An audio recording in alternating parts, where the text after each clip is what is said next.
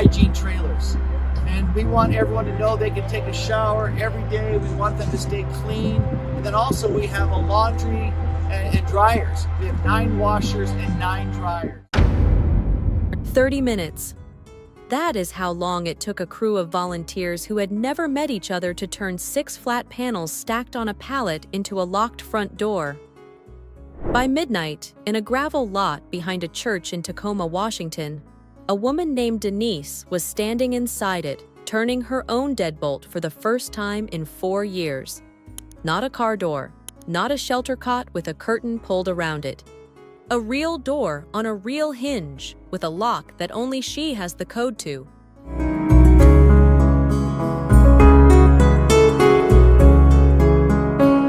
But the people who live in these units will tell you the walls are the least important thing that changed, and the reason has almost nothing to do with the building. So what does a shelter like that actually cost? Not the version on a company website with a factory price and a delivery window, but the stripped-down version a church group can put up in a parking lot on a Saturday. Insulated panel, a floor, a roof, a door, a deadbolt, and a small electric heater in the corner.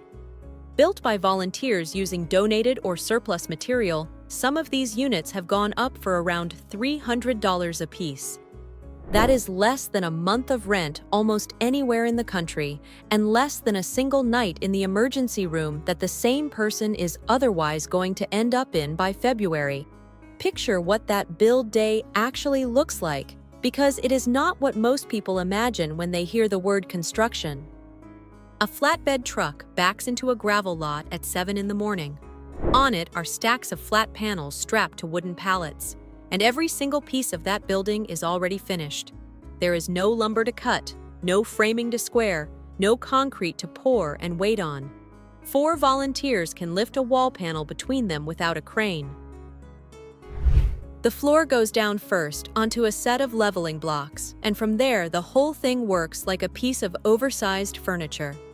Corner panels drop into channels along the floor edge and get seated with a rubber mallet, one solid strike at a time. The second wall locks into the first. The roof panels settle onto the top edge and pin down. The door frame is already cut into its panel at the factory, so hanging the door is a matter of minutes rather than an afternoon of shimming and swearing.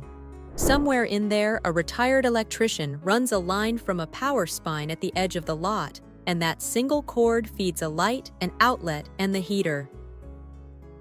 By the time the coffee has gone cold, there is a building standing where there was gravel. What takes the remaining hours is everything that is not structure.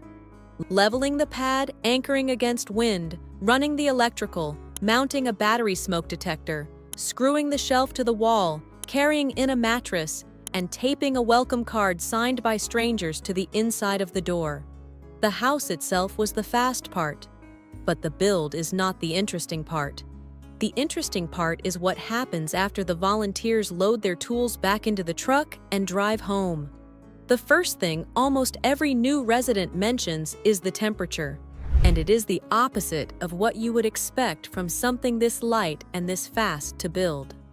The walls are structural insulated panels, the same foam cord material used in walk-in coolers and refrigerated delivery trucks.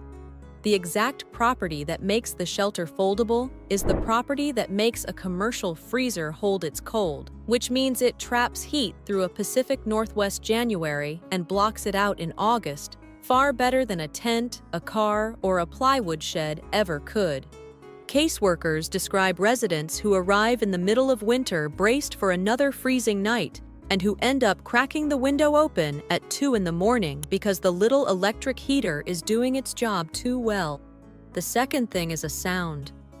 Most units have a keyed deadbolt, sometimes paired with a simple keypad beside the handle, and the staff who run these villages describe the same scene over and over. A new resident locks and unlocks that door 2 or 3 times in the first 5 minutes. Not because they have forgotten whether it works, because they are listening for the click. After months or years of sleeping somewhere that could be walked up on from any direction at any hour, a door that answers to one person is the entire point of the object. The third thing is smaller and you would walk straight past it. It is a shelf. Most units come with a narrow built-in ledge near the bed, about 4 inches deep, big enough for a phone charger, a framed photograph, and a box of medication. Outreach workers say this detail gets mentioned more often than the heater and more often than the bed because it is the first flat, stable surface some of these residents have had in years. A tent floor shifts every time you move your weight. A car seat is not a shelf. A cot in an open shelter room gets bumped by strangers walking past all night. 4 inches of plywood that stays exactly where you put it sounds like nothing until you have spent 3 years without one. There is no full kitchen inside, and usually no private bathroom, and that is deliberate. It keeps the unit cheap to build, simple to move, and nearly impossible to flood or set on fire. The villages built around these shelters put the plumbing in one place instead. A shared bathhouse with hot showers, a communal kitchen or a dining tent, a laundry room, and a case management office with somebody sitting in it during the day. 40 units arranged around that center stop being 40 boxes on gravel and start behaving like a small neighborhood with shared meals, a chore rotation, and neighbors who notice when somebody's light does not come on. And that arrangement quietly solves something that congregate shelters have never been able to solve, which is the reason so many people turn a shelter bed down in the first place. Outreach workers who have spent years being told no in parking lots and under bridges will tell you the refusals almost always come down to the same 3 things. The first is a dog. A large share of people sleeping outside have an animal with them, and for a lot of them, that animal is the only living thing that has stayed. Most emergency shelters cannot take pets, so the person stays in the tent with the dog in February, and the shelter bed sits empty and everyone files it under stubbornness. The second is a partner. Traditional shelters split by gender, which means a couple who have kept each other alive on the street for 2 winters get told at the door that they will be sleeping in separate buildings. Many of them turn around and walk back out. The third is everything they own. A shopping cart or a bicycle or 4 bags of belongings will not fit under a cot in an open room, and leaving it outside overnight means it will not be there in the morning. So the choice becomes a bed or your possessions, and people choose the possessions because those possessions are the last physical evidence of a life. A locked private unit on a fenced lot answers all 3 at once. The dog comes in, the partner comes in, the bags go on the floor beside the bed, and the door locks behind them. That is not a design flourish. It is the specific reason village operators can fill 40 units on a site where the downtown shelter has empty beds on the same night. None of this came out of an architecture firm. It came out of a garage in Washington State, built by a woman who had lived the exact problem she was trying to solve. Her name is Amy King. Before she was designing shelters, she was struggling with methamphetamine addiction and had no permanent address of her own. She got sober, and in recovery, she started working with people who were still where she had been, sleeping outside and cycling through shelters that were full, or unsafe, or already closed for the night by the time somebody worked up the nerve to ask for help. The same gap kept appearing. Cities wanted to act. Nonprofits had the will and the volunteers. Nobody had a physically real thing they could hand a person that same evening. So in 2016, she started a company that would become known simply as Pallet, and she built the first prototype in her own garage. The idea was stubbornly simple. Take those insulated panels, cut them into a small number of interlocking pieces, and design the connection points so that 2 people with a rubber mallet and no construction experience can lock an entire building together. Then ship them flat, because flat is cheap to move and cheap to store. The first version failed in small, useful ways. Early panels warped in the rain. Door hinges rusted through their first winter on the coast. Volunteers connected the walls in the wrong order and had to pull the whole thing apart in a parking lot and start again. She treated every one of those failures as data instead of embarrassment, because she was not designing for a trade show floor. She was designing for a crew of retirees and church volunteers working in gravel at 7 in the morning before their day jobs started. If the shelter could not survive that crew, it was never going to survive the street. So that is where the thing came from. What it does to a person is a different question, and it is not obvious until you follow one resident forward a few months. It starts with sleep. Outreach workers describe people who, weeks into living behind a lock, mention almost as an afterthought that they slept through an entire night for the first time in years, without surfacing every hour to check who was standing nearby. A rested brain walks into a job interview, a court date, or a phone call with a daughter who stopped answering as a completely different person. Sleep leads to the second thing, which is an address. You cannot open a bank account, receive a piece of mail, replace a lost ID, or get called back after an interview without a fixed address, and a cot at a drop-in shelter does not count for any of it. A numbered unit on a registered lot with a mailbox bolted to the fence does. For somebody rebuilding identification, benefits, and employment from nothing, that one administrative fact quietly unlocks everything else. And underneath both of them is the key.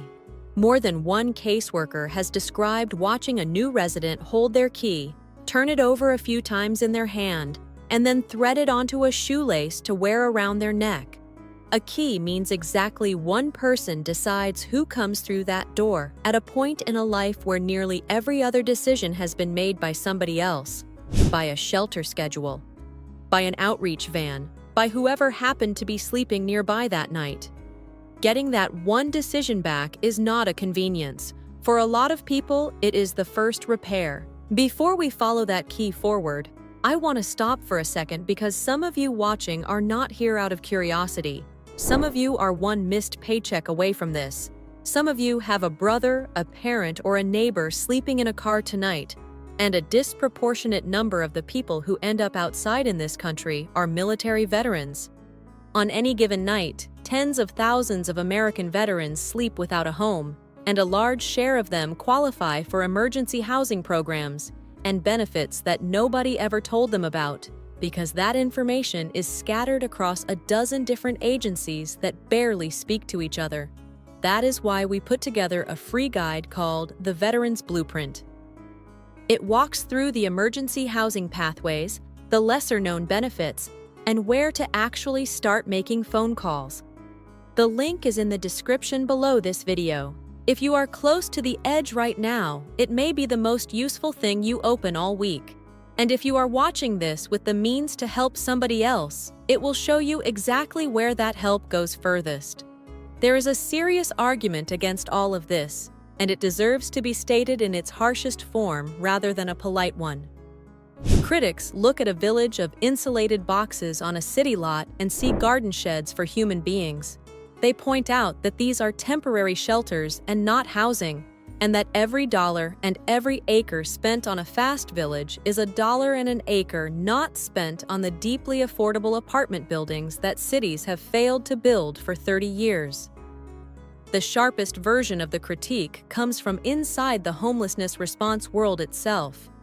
A cheap, fast shelter can become an excuse. A mayor under pressure can cut a ribbon on 40 units, call the crisis handled, and leave the underlying shortage untouched for another decade. And then there is the version of the fight that plays out in a school gymnasium on a Tuesday night, in front of a folding table and a city planner with a projector. Neighbors line up at the microphone. Almost nobody says the quiet part, which is that they do not want these people near their houses. What they say instead is traffic and lighting and drainage and the character of the neighborhood, and whether a fenced lot of 64 square foot units is really dignified enough for human beings, which is a remarkable argument to hear from somebody whose actual position is that those human beings should keep sleeping in a creek bed a mile away. Village operators have watched projects die in rooms like that after 18 months of planning. The land was free, the shelters were paid for, the fight was about the neighbors. None of that is wrong. It is also not the whole picture. The debate about permanent housing has been running longer than some of these residents have been alive, And the man sleeping under an overpass tonight does not have another 10 years to wait for it to resolve. Study after study of chronic homelessness lands on the same uncomfortable arithmetic, which is that leaving one person on the sidewalk can cost the public more per year in ambulance calls, emergency room visits, police contacts, and jail nights than simply giving that person a bed behind a lock. The shelter builders are making a blunt bet. A locked door tonight beats a perfect building in 5 years. You do not have to think that settles the housing debate. You only have to notice that the debate has taken 30 years and the shelter took an afternoon. There is one honest problem with the bet, though, and the people running these villages will name it before you do. A shelter is supposed to be a doorway, and a doorway has to lead somewhere. The plan on paper is that somebody stabilizes for a few months behind that lock, gets their identification back, gets a caseworker, gets into a treatment program or a job, and then moves into an actual apartment with a lease and a mailbox of their own. The unit turns over. The next person moves in. That only works if the apartment exists. In most of the cities running these villages, it does not. Rents climbed past what a recovering warehouse worker can carry, the affordable units were never built, and the waiting list for subsidized housing in some counties is measured in years rather than months. So people stabilize, do everything the program asked of them, and then sit in a 64-square-foot box that was designed for 90 days, waiting on a system that has nowhere to send them.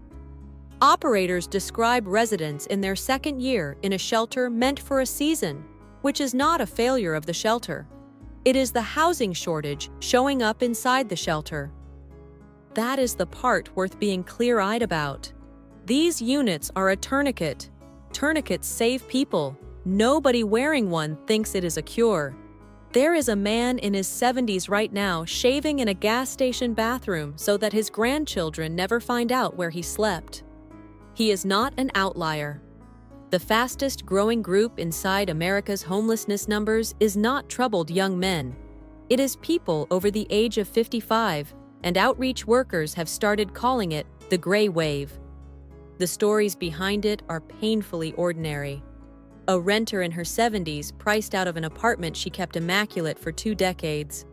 A widow who lost half the household income on the day of a funeral and never got back above water. A warehouse worker or a waitress whose body gave out a few years before any pension could catch them. Most of these people have never broken a law in their lives. For that generation in particular, a crowded emergency shelter downtown can feel more dangerous than one more night in the car. But a small locked unit in a quiet fenced lot next to neighbors closer to their own age is very often the first offer of help they are actually willing to accept. Village operators say those older residents change the temperature of an entire community within a week because they arrive carrying the one resource no grant can buy, which is 50 years of practice at being a decent neighbor. So think back to Denise, standing in that gravel lot behind the church in Tacoma, testing her lock a 3rd time just to hear it.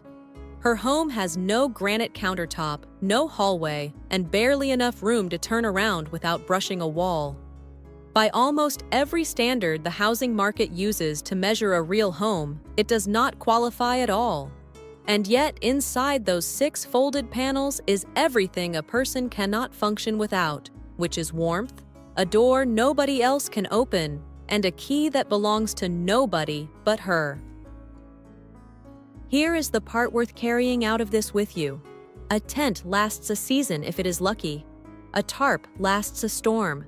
But a shelter built to survive a Pacific Northwest winter, taken apart and reassembled across a dozen different lots in a dozen different cities, is still standing years after the first prototype came out of a garage in Washington state. The argument about permanent housing will keep running for as long as it has to. The shelters keep standing exactly where the volunteers set them down, with somebody's key on a shoelace around their neck. If you want more true stories about ordinary people solving problems the system has been stuck on for decades, hit subscribe, because next week we are following a retired carpenter in Ohio who builds these units in his own backyard workshop and gives them away for free, one at a time, and the fight that started the day his neighbors found out where they were going. We will see you there.